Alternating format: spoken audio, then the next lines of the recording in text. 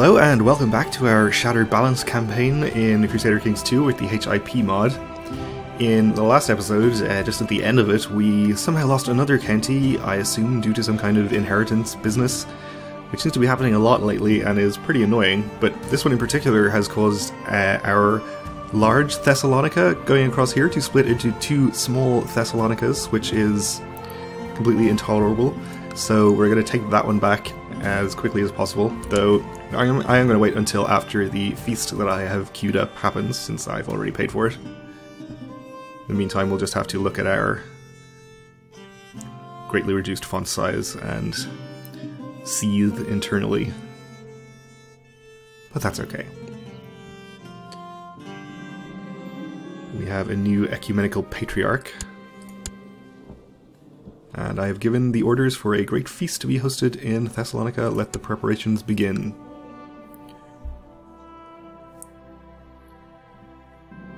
The fire blasted right past my face, and I felt how my hair started to curl away from the fire. The fire eater had been a bit too careless for my taste, but his troop was clearly greatly skilled, so we'll pay for that. No feast is complete without boar meat. Who will get the prestigious task of hunting and slaying the boars needed for the feast? I suppose we'll... we could send out our son. I wouldn't be too unhappy if he was to die, because he's not a great character, and next in line would be my daughter, who is better. He's married to Wallachia as well, okay. That's actually even better, I suppose, than we would stand to inherit his title. Yeah, okay. I mean, he's not actually... Oh, he does have a 1% chance to die. Okay, let's do it. Send out my son. Didn't even get wounded. Alright, that's fine. The best part about preparing a feast is deciding what foodstuff to serve. I must purchase venison, boar, duck, spices, wine and ale, honey for the desserts, cheeses, and perhaps even a swan or a peacock. We'll spend enough on food to satisfy everyone's hunger. And we'll invite everybody. Okay, she refuses because she hates me.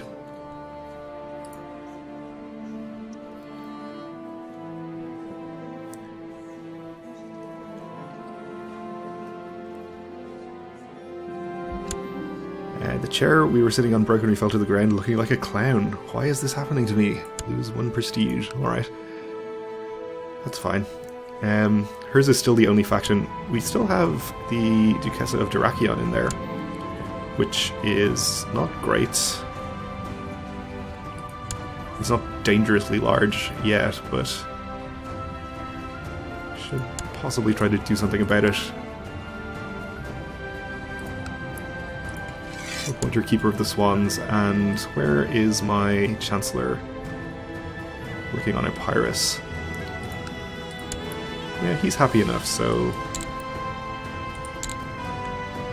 I misclicked and put him in the wrong county, so we're gonna have to wait to move him again. That's okay, some of my guests did not seem satisfied with the food, but I would never have thought that one of them would have complained out loud. How rude. Said a lot of nasty stuff about the food, and I couldn't help but feel irritated. If you don't have something nice to say, shut up. Okay. Well, he's only a city guy, I guess. People exclaimed in wonder and fear when the Fire Eaters performed. After their performance was over, many eyebrows and beards were singed, but none of the guests seemed to care when they applauded the Fire Eaters. Again, 10 prestige, and this guy really liked it. I started talking to one of my guests at the feast and found them most interesting. Hours flew by, wine bottles were emptied, other guests excused themselves and went to bed, but we kept talking until the wee hours. Okay. So we become great friends with this guy. Good.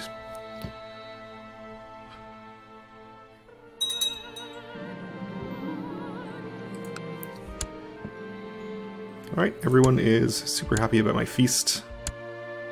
And that means we can go and attack this guy. He's already involved in some war.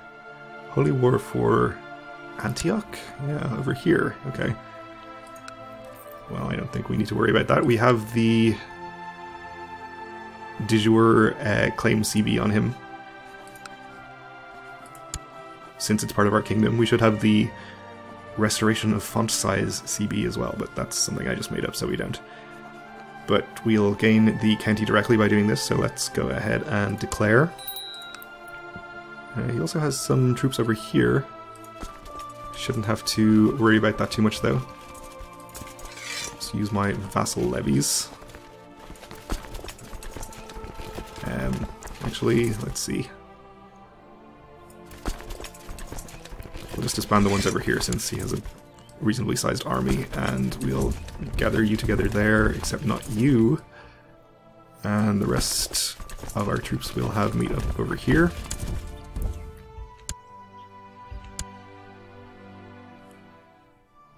Where are you off to now?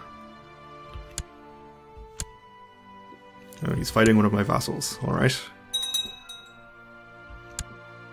We called in the Duchess of Moldova. Probably not a big deal.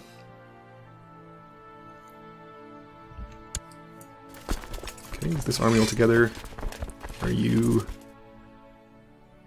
trying to leave there? I guess we'll go and follow and then see if we can find the other army down here and fight that as well. Probably shorten our war a bit if we get some war score that way. And we could get military organization for more retinues. I don't think we have the maximum amount of retinues we're allowed to have anyway, but I suppose we can do that. I actually caught him, so that's good. I'll continue over this way. I don't see his army anymore, but I suppose we can try to siege his capital, maybe.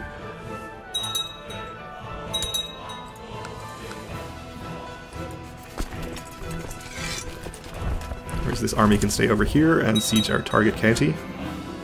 Word stood against word, the farmers against the courtiers about damage caused to the farmer's house by a cow owned by the courtier. So this is our Duke of Achaia, who is pretty happy. We can side with the farmer or the courtier. Let's say the farmer should be compensated. And he was happy with my decision. Oh, he was not happy. The exact opposite of what I read. Okay. Well, that's fine.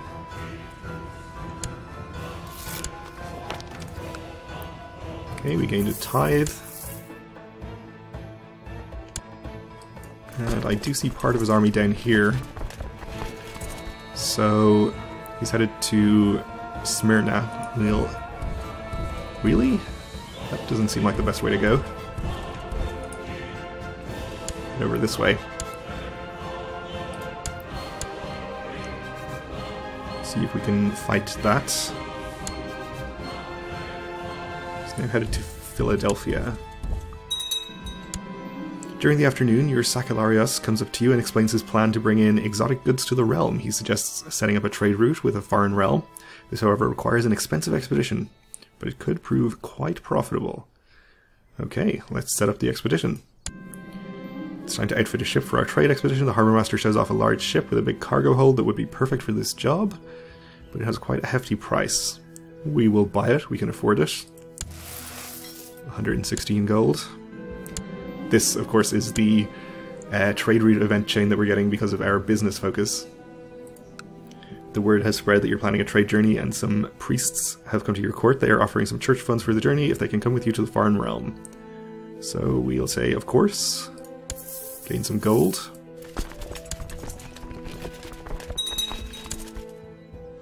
And we'll see if we can catch him in Philadelphia. It's time to get the expedition going for exotic goods and hopefully for profit. Let's set out for foreign lands. So he is going to escape, but we can follow him in that direction. Then head to his capital, I suppose.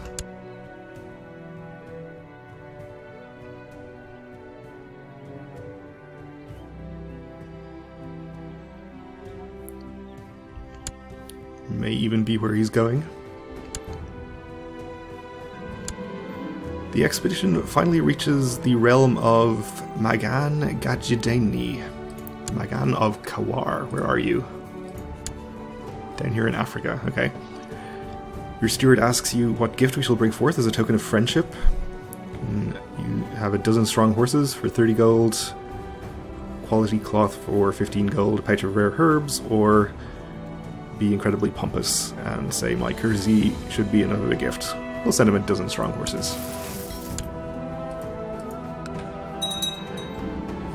We notice his face growing red with annoyance as he glares at your steward munching the dinner with his bare hands in a barbaric way. Okay, we'll say please excuse him.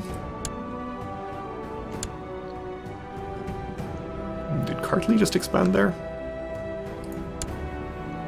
Pretty large country. Oh, okay, and this guy actually has a sizable army over here.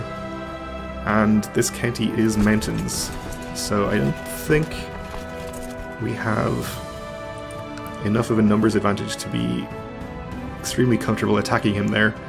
So I'll just stay here and siege this county, and if he wants to attack me in the mountains, that's totally fine. You walk idly around the court of Magan Gajideni when you hear a discussion increasing in intensity around the corner. Turning the corner, you're surprised to see one of the priests from your expedition engaged in a wild theological debate with a local noble. This could endanger the whole venture.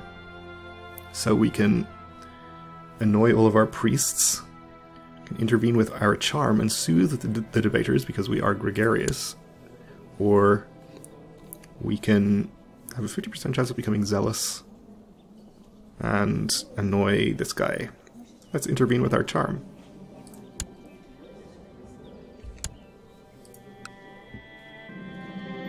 After long hours discussing the terms of how trade can be sustained, we come to a conclusion that we both agree on. It will be a profitable agreement.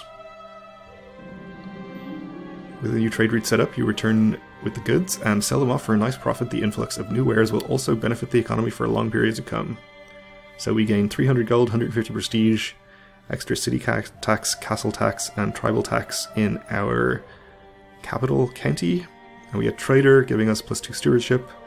And we get business contacts, giving us extra city vassal opinion. Good. Your Sacularius has brought in riches to your realm by handling the trade expedition, and he might be expecting to get some wealth of his own. Okay, we'll give him 58 gold. And let's spend some of our newly acquired wealth by building a castle in our capital, which will cost us 875 gold. Our trade route, with giving us bonus tax, lasts for 30 years, so we should be able to benefit from that pretty nicely.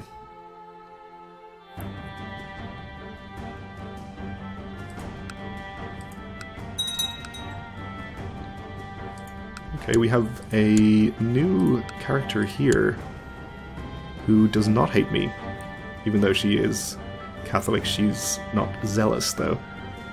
So that's good. We possibly have lost the faction then that her predecessor was in. We still have an independence faction by the Duchessa of Dyrrachion. Okay. Well, that's alright. We don't need to worry too much about that. Though that does remind me that I have my Chancellor on the wrong county here, so we should move him to the right place.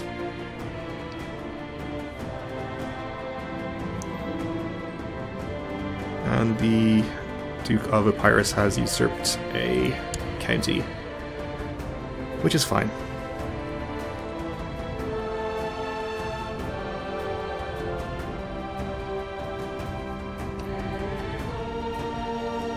Oh, we have righteous imprisonment on the Duke of Thrace here.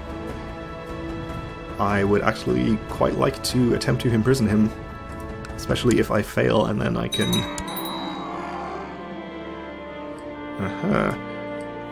And if I fail and he rebels, then I have cause to revoke a title from him, which I would like to do. We have a new heir. If our character dies now, we will play as our daughter, the Queen of Wallachia. Okay.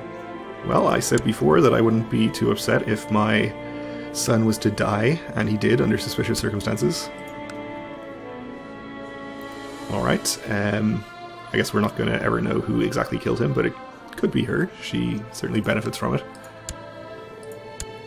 Anyway, we need to appoint a new steward. This guy will do just fine.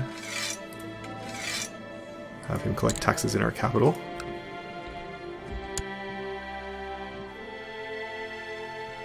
We're up to 26% in this war. One more holding to siege in our target county. Yeah, we'll just imprison him. Gets us to 60%. And I suppose we'll head over and... Oh man. He called in Cartley, I guess. That's kind of scary. Okay.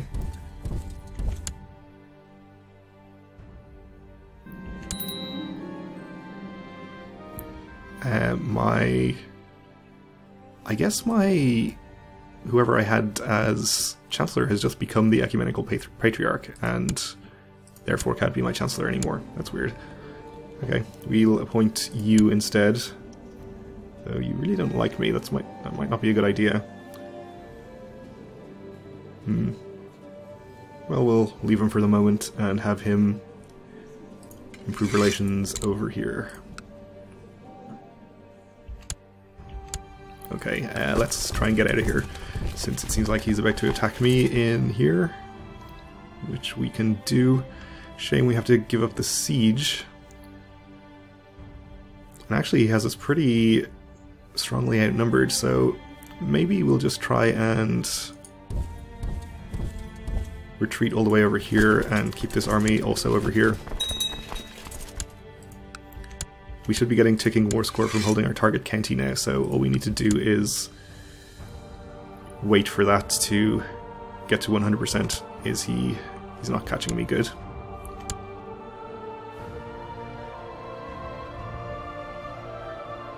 We're still ahead of him.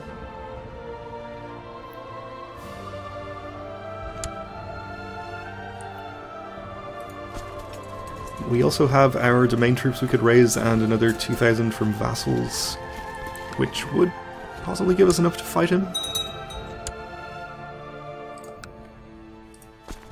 Okay, let's raise our domain troops at least and get them over here.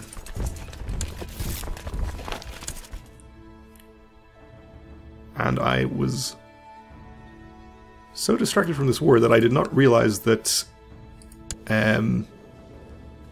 the Ecumenical Patriarch is apparently now a landed character. He was the former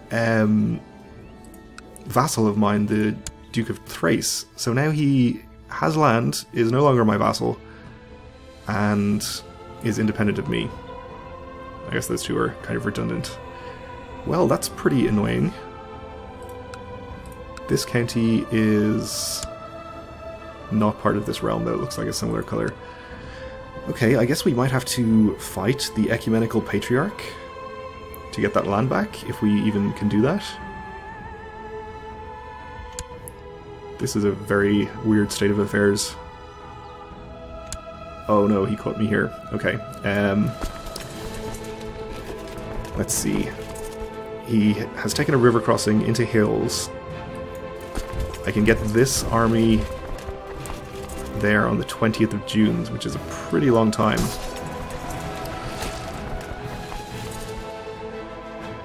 I think it is probably a better idea for us to try to retreat from this battle.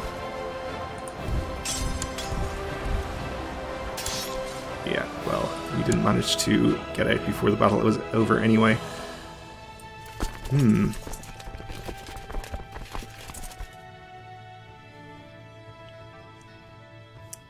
So Moldova's army's over here, Tyana's army is here, and it looks like Cartley is quite happy to cross the strait into my 5,000 troops. So this is definitely not a great situation. Alright, you guys stay over there. You will get out of there on the 12th. He's not going to get there on time. This army I am going to just disband over here, because otherwise it's almost certainly going to get caught. Oh, unfortunately my retinue was part of that as well. So I'm going to have to disband them as well. And let's see, where are our other vassal levies?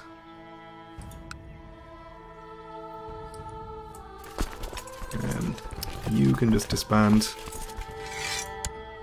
The other one is over here in these islands, which are unfortunately cut off from the rest of our troops, so we'll just have to leave those disbanded as well. Okay. All of these people are probably Orthodox as well, so Holy Orders aren't an option for us. Kartli, I think, is Orthodox. Yeah. So it looks like we are going to have a difficult fight on our hands here. Of course, if we can just hold this for long enough to get the ticking war score up to 100. That doesn't really seem likely, though. Worst case, we should be able to white peace out. Okay. Well, we're out of time for this episode, so we'll leave it here, and maybe next time we'll see what, if anything, we can do to press this war to a victory, and also what we can do about this weird ecumenical patriarch situation. But anyway, we are out of time for now, so we'll leave it here. Thanks for watching, and join me again next time.